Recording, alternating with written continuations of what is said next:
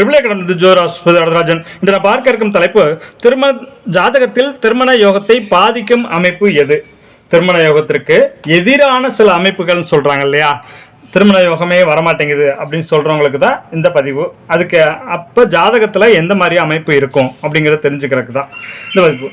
நம்ம சேனலை சப்ஸ்கிரைப் பண்ணாதவங்க சப்ஸ்கிரைப் பண்ணிங்க, அப்போதோட பதிவுகள் அவசியம் வரும், பார்த்து பண்ணலாம். ஜோதிடத்தை எளிமையாக படிக்க ஆரம்புள்ளவர்கள் 9788250439 இந்த நம்பர் கால் பண்ணுங்கள். 1 year diploma in astrology BSS channel comment abroad, அதோடு சேர்ந்து 1 year diploma in acupuncture basics இதுதான் வருமா இந்த கோர்ஸ் நடக்குது. பார்த்து பயனடைங்கள், படித்து பயனடைகள், அட்மிஷன் நடக்குது. இப்போ நமக்குள்ளே போகலாம். ஜாதகத்தில் திருமண யோகத்தை பாதிக்கும் அமைப்பு எது? திருமண யோகத்திற்கு எதிரான இந்த அமைப்புகள் என்னென்ன அப்படின்னு பார்க்கலாம். ஓகேவா?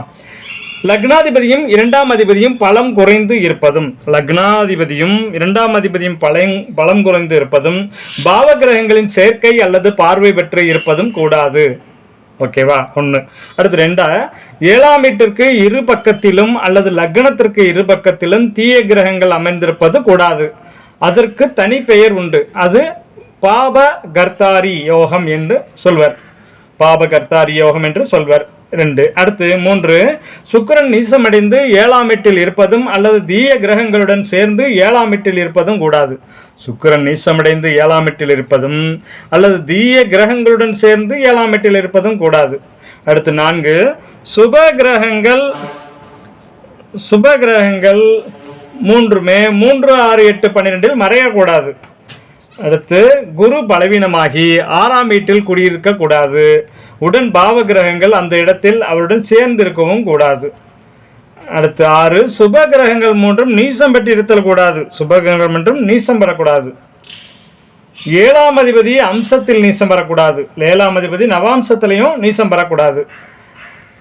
7ஆம் அதிபதி லக்னத்திற்கும் 12 அமரக்கூடாது. 7ஆம் அதிபதி லக்னத்திற்கு 12 போய் அமையக்கூடாது. 8ஆம் அதிபதி 7 அமரக்கூடாது. 7 சந்திரனுடன் சனி கூட்டணி போட்டு அமரக்கூடாது. ஜாதகத்தில் சுக்கிரனுக்கு எதிர் வீட்டில் செவ்வாயும் சந்திரனுக்கு எதிர் வீட்டில் செவ்வாயும் இருப்பது நல்லது அல்ல. ஜாதகத்தில் சுக்கிரனுக்கு எதிர் வீட்டில் செவ்வாயும் சந்திரனுக்கு எதிர் வீட்டில் செவ்வாயும் இருப்பது நல்லதல்ல.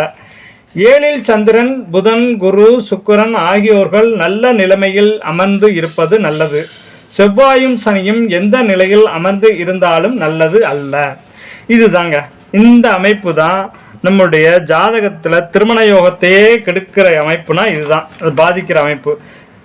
இந்த தங்கள் குழந்தைகள் ஜாதகங்களில் இந்த மாதிரி அமைப்பு இருக்கான்னு பார்த்துக்கோங்க. பார்த்துட்டு அதுக்கு ஏற்ற மாதிரி நாம் என்ன செஞ்சுக்கலாம், என்ன பரிகாரம் செய்யலாம் என்னன்னு பார்த்து வாழ்வியலை அடுத்த கட்டத்தை கொண்டு போங்க.